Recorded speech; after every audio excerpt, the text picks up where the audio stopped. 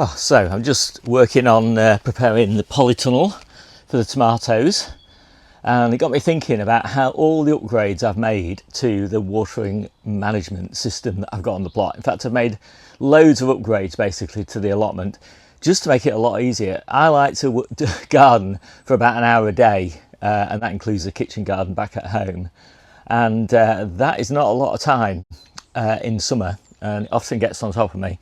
So I'm making a lot of changes, and the first one, as I say, is upgrading the water sort of management and distribution and everything on the plot. So I'm going to step you through all the changes that I've made to my existing sort of water management system, and I'll show you some of those elements as well. Let's get on. So I have a lot of different water storage areas around the plot. I like to have them sort of scattered around so there's less walking for me, because I water pretty much always by hand with a watering can, and I like to use dip tanks, so we'll look at that in a minute. But the first thing that I've done is I've got one input here from the allotment tap, and I've got my little water distribution system here, so I can direct the water to various different storage areas on the plot, and it just makes life so much easier. And in fact I can do multiple things at the same time. It's really great, and because I've got a tap here and these taps here, it's kind of nice and safe. I don't waste any water through leaks or anything like that. But first I've actually got to get water onto the plot, and the tap is right down there. And so I used to have a big spool of hose pipe here that I'd run all the way down there, and then getting it back, it was always kinked, and it was just such a pain. And so I got this from Giraffe Tools. It's a really beautiful piece of kit. It looks really robust. And yeah, so this unspools, just pull it, drag it down the plot. It's really easy. And then when you get to the far end, you just give it a pull, and then it automatically locks. And then once you've finished, basically just repeat the same process, kind of walk halfway down so that the drag of the pipe on the glass isn't too great, and then it starts to unspool, so re-spool automatically, kind of spools it in here, and yeah, job done. It's taken a job that used to really annoy me, even though it didn't take very long, probably like 5 minutes or something of annoyance, down to like 30 seconds. It's really great. So I've got 4 distribution points, and they've all got hoses to them. So this is the first one. It's only small, but it really makes a difference. And then I've got another one over there by the greenhouse. That's got a hose to it as well. Then I've got this main one here with nearly a cubic metre of storage, which feeds off the polytunnel. I'll talk about water storage from rain in a second. And I've got another one over the far side of the polytunnel. So I've got 4 distribution points. It's really convenient. But of course nobody really wants to use tap water when they can help it. So I've got 4 cubic metres of storage in these IBC tanks. I've got 2 IBC tanks here, 1 IBC tank over there, and I've got another cubic metre worth of storage over there, as well as the sort of dip tanks and things like that. So when you add it all up, I don't know what it comes to, like 5.5 cubic metres of storage. And I try and fill that over winter. I pretty much always succeed. There's occasionally a dry winter when we don't quite get everything full up. And the way that I fill it is I capture the water from the polytunnel, gutters on both sides. I've actually got videos about both of the construction methods that I've used for capturing water off the gutters. Did it slightly different on each side. I like that side, and that's the link I'll put to a video in the description. And of course the water flows into this one, and then into this one, and then into this one, so they all fill up sort of nicely. So then how do I get the water out of here into here?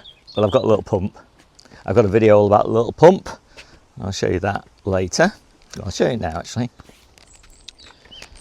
So this is the pump that I use. It's got a nice little fine mesh filter on there so we don't get any debris into the storage tanks.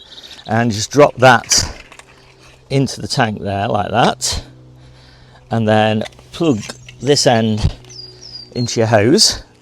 And so that's really easy. And then plug this power supply here into this little battery pack. So I've actually got 2 of these pumps, so it's quite nice that the battery pack is separate.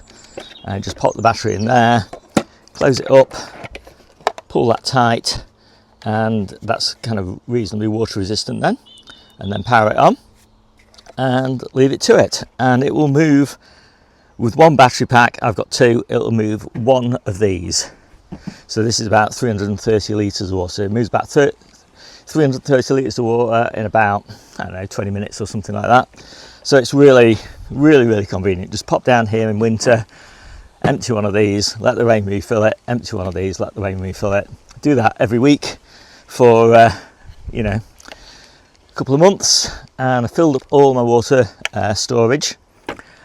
And so what I tend to do is I tend to be able to go, we don't have any tap water on this site until about sometime in April. So all through winter, obviously I'm going on for rainwater. All through spring until about the end of April, I'm going from stored water. I like to then have 2 or 3 cubic meters left, which I'll save in case we have a hosepipe ban or something like that in summer.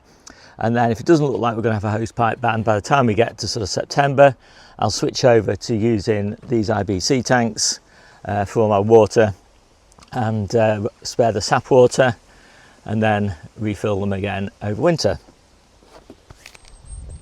So I've also got hose lot fittings on my IBC tanks so that I can either connect both of the IBC tanks together here and just draw water out with one pump. There's the pump connection there. So I can just drain both tanks with, as I say, one pump. So I've mentioned dip tanks a few times.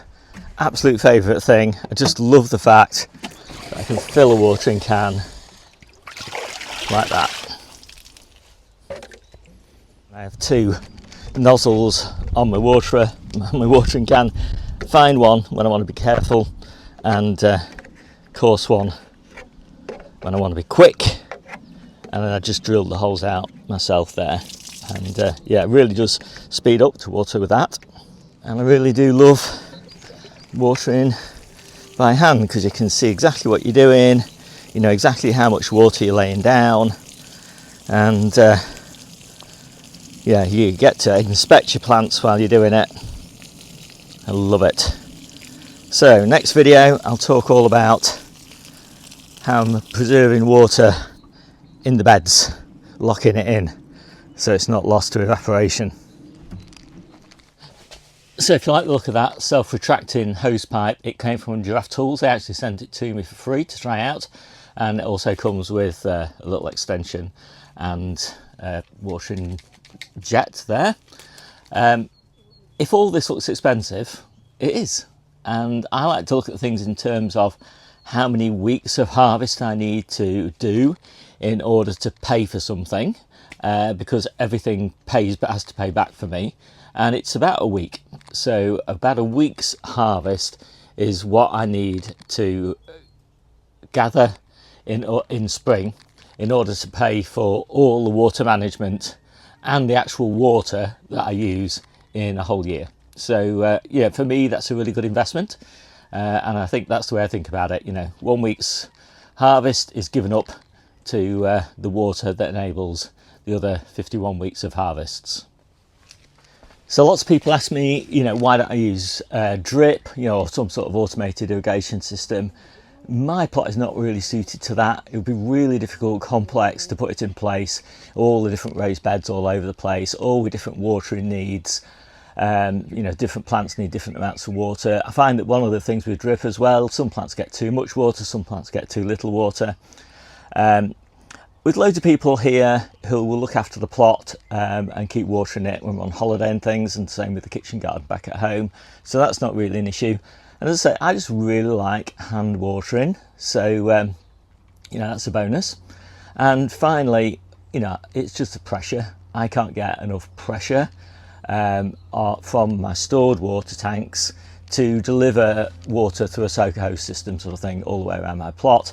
And we're not allowed to connect a permanent hose pipe to the mains water supply on the allotment either. So for all those kind of reasons, I've just resisted it, and I just find that, you know, water is not an onerous process on the allotment anymore because I've done so much to preserve water in the ground.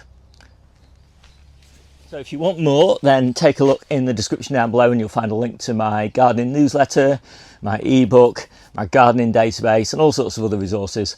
And my name's Steve and I'll see you soon.